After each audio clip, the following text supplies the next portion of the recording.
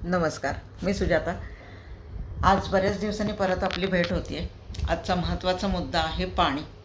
आता तुम्ही विचार केला असेल, हे असं माती मिश्रित गढूळ पाणी तुम्हाला दाखवून मला काय साध्य करायचं आहे. तर या अशा पाण्याचा पुरवठा गेले काही दिवस पुणे महानगरपालिकेकडून धायरी गावात केला जातो.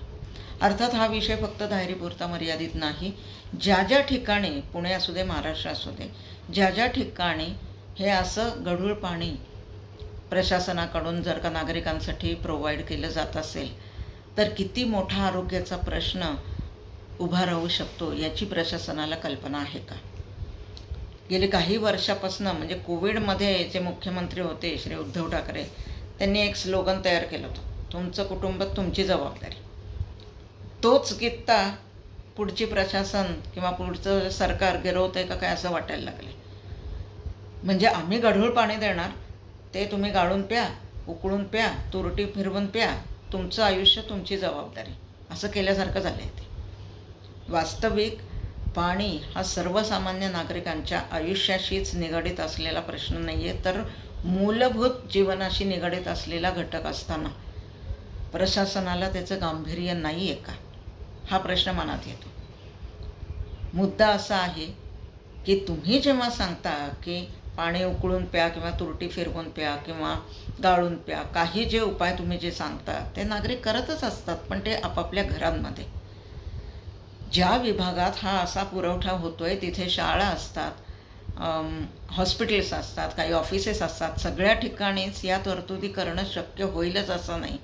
अशा ठिकाणी लहान मुलांकडून किंवा वयोवृद्ध माणसांकडून किंवा अगदी सामान्य कुठल्याही माणसाकडून कळत नकळतपणे हे पाणी जर का सेवन केलं जात असेल तर किती लोकांच्या बाबतीत हा आरोग्याचा मोठा धोका आहे याचं गांभीर्य सरकारमध्ये असलेल्या नेत्यांना किंवा प्रशासनामध्ये असणाऱ्या त्या अधिकाऱ्यांना, तिथल्या कर्मचाऱ्यांना कितपत याचं गांभीर्य आहे.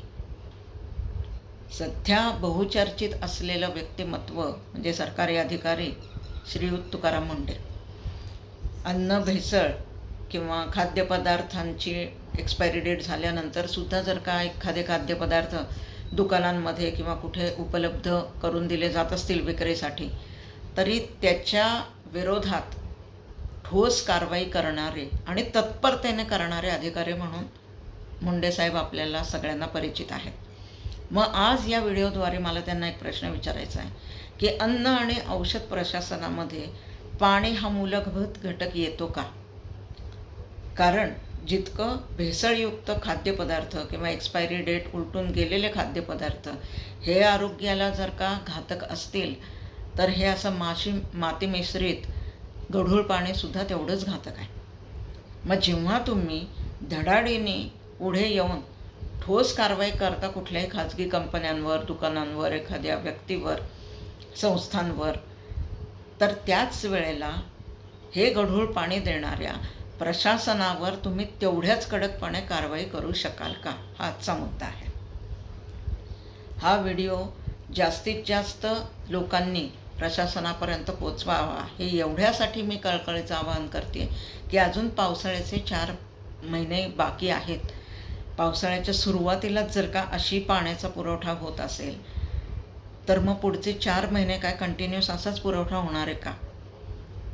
किंवा ज्या वेळेला प्रश्न असा येतो की रोजंदारीसाठी, नोकरीसाठी, शिक्षणासाठी जेव्हा शहरं वेडीवाकडी कशी वाढत आहेत, तिथं जेव्हा तुम्ही बांधकामासाठी परवानगी देता, त्या एरियामध्ये रस्ते, पाणी आणि वीज हे मूलभूत घटक सरकार व्यवस्थित त्याचा पुरवठा करू शकणार आहे का किंवा तेवढ्या बाबतीत ते सक्षम आहे का, हे परवानगी देताना सरकार विचार करतं का नाही. कारण याच्या व्यतिरिक्त तुम्ही अनेक टॅक्सेस किंवा स्टॅम्प ड्युटी घेतच असता. मग ह्या मूलभूत घटकांचाही विचार होणं तेवढंच गरजेचं आहे, कारण तिथे राहणाऱ्या नागरिकांचा तो मूलभूत अधिकार आहे. आणि त्या बाबतीत दुर्दैवाने असं म्हणावं असं वाटतं की प्रशासकीय अधिकारी किंवा त्या संबंधित डिपार्टमेंटचे नेते असतील किंवा कुठल्याही पक्षाचे विरोधी नेते असतील, हे नागरिकांच्या या मूलभूत प्रश्नांवर आवाज उठवताना फारसे दिसत नाहीत.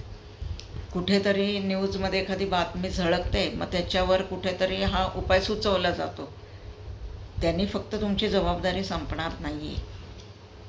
ज्या वेळेला तुम्ही बांधकामाची तरतूद करता त्याच वेळेला त्या एरियामध्ये बजेटमध्ये या आपल्या वॉटर फिल्टरची व्यवस्था पण करायला हवी.